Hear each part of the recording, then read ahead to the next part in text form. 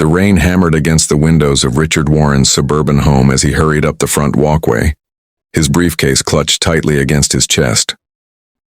At 52, Richard had built a successful accounting firm from nothing. But tonight he felt every one of his years weighing heavily on his shoulders. It had been another 14-hour day at the office, another evening spent buried in spreadsheets and client meetings, another night coming home to an empty house that echoed with memories of better times. His wife Margaret had passed away 3 years ago, and their son had been gone much longer than that. Richard fumbled with his keys in the dim porch light, eager to get inside and pour himself the glass of wine that had become his nightly ritual of forgetting. The rain was coming down so hard now that he could barely see his own driveway, and the sound of it against the roof reminded him of the storms that used to send his family huddling together in the living room, playing board games and telling stories. Those memories hurt too much to think about now. He was just sliding the key into the lock when he heard it, a voice barely audible above the storm, calling out from somewhere in the darkness of his front yard. "Excuse me, sir, please?" Richard turned, squinting through the rain, trying to locate the source of the voice. What he saw made his heart skip with a mixture of concern and caution.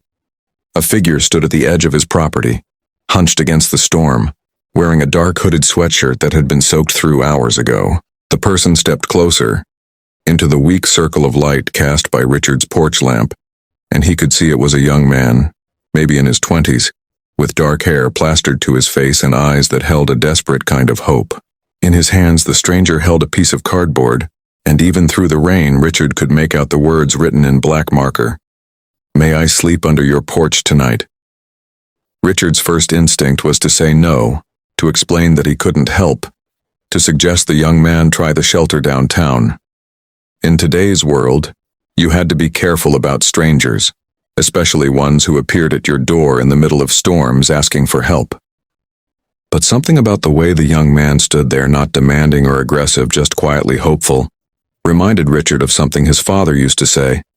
"Son, you never know when you might be entertaining angels, so treat every stranger like they might have wings under that worn-out coat." "You can't stay out here in this weather," Richard called out, his voice carrying over the rain. "Come up here where it's dry and let's talk."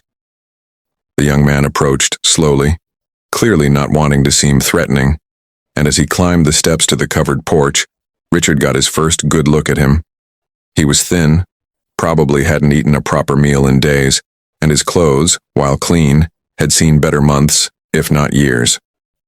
But what struck Richard most were the young man's eyes, a particular shade of brown that seemed familiar in a way that made his chest tighten, with something he couldn't quite name. "Thank you, sir," the young man said quietly, his voice hoarse from cold and exhaustion. "I don't need much, just a dry place to sleep tonight.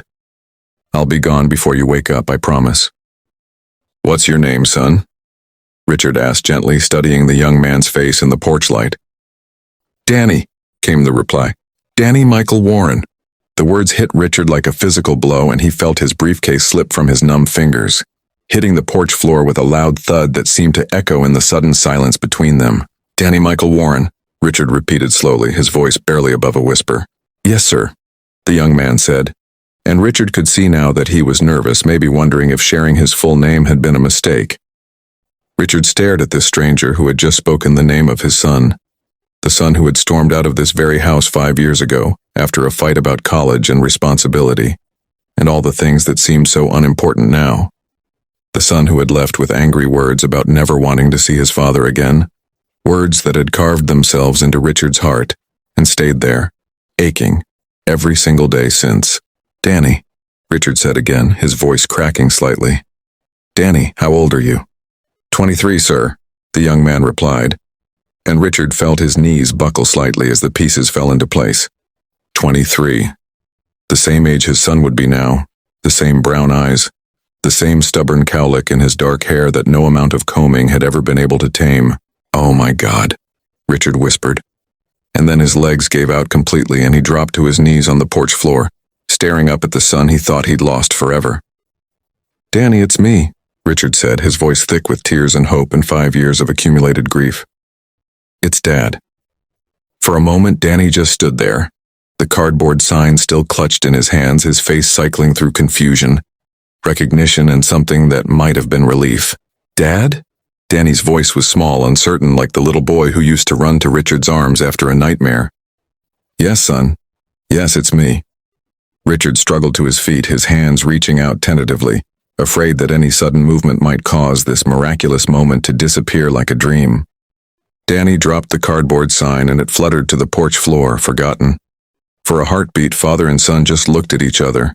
5 years of hurt and pride and stubbornness hanging in the air between them like a wall that neither knew how to climb. Then Danny took a step forward, and then another, and suddenly he was in his father's arms, both of them crying and holding on like they were afraid the other might disappear if they let go. "I'm sorry, Dad," Danny sobbed against his father's shoulder. "I'm so sorry. I wanted to come home so many times, but I was too proud, too ashamed. I made such a mess of everything."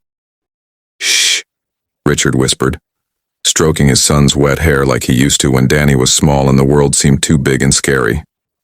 "You're home now. That's all that matters. You're home."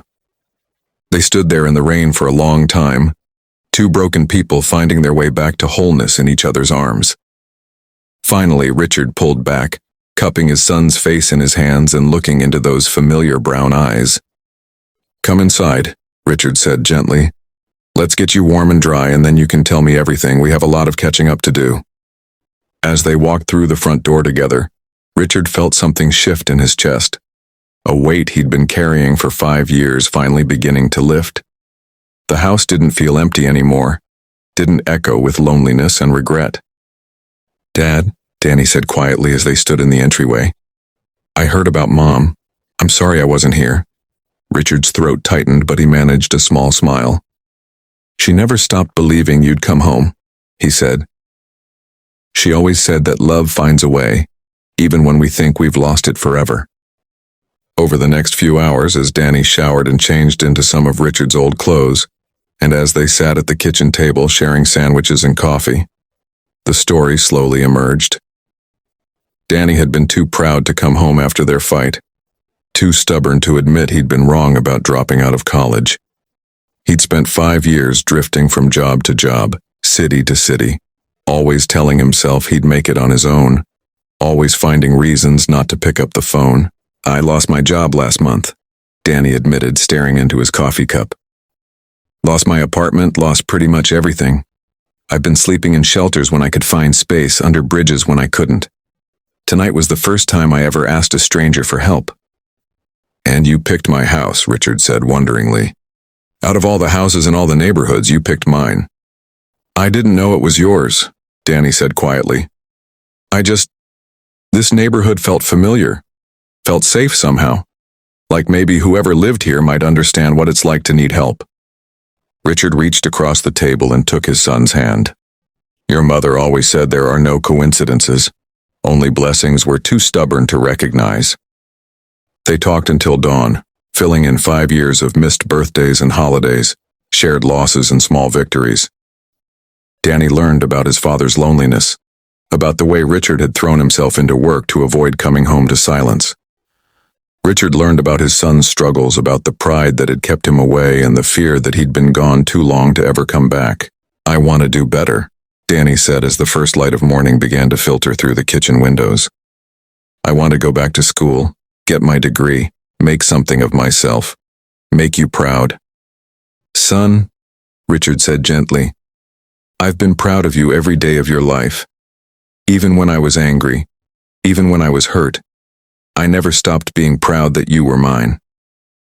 3 months later, Richard was surprised to realize he was actually looking forward to coming home each evening. The house was full of life again, full of Danny's laughter and the sound of him studying at the kitchen table, working toward the business degree he'd decided to pursue. They'd learned to talk to each other, really talk, about hopes and fears and all the things they'd been too proud to share before. Richard had scaled back his hours at the firm, realizing that all the success in the world meant nothing if you had no one to share it with. "You know," Danny said one evening as they sat on the front porch watching the sunset paint the sky in shades of gold and pink, "I used to think that sign was about asking for charity. But I realize now it was really about asking for grace." "Grace?" Richard asked. "The chance to come home," Danny said simply. the chance to be forgiven, the chance to start over with the people who love you even when you don't deserve it. Richard smiled, thinking about the storm that had brought his son back to him, about the way love really did find a way, even through 5 years of stubborn pride and broken hearts. Sometimes the prayers we don't know we're praying get answered in the most unexpected ways, and sometimes home isn't a place you never leave, but a place you can always return to, no matter how long you've been lost, no matter how far you've wandered. In a world that often feels cold and disconnected, Richard and Danny Warren had rediscovered that the most important shelter we can offer each other isn't protection from the rain, but the simple recognition that everyone deserves a place where they belong, where they're loved, and where they can always find their way back home.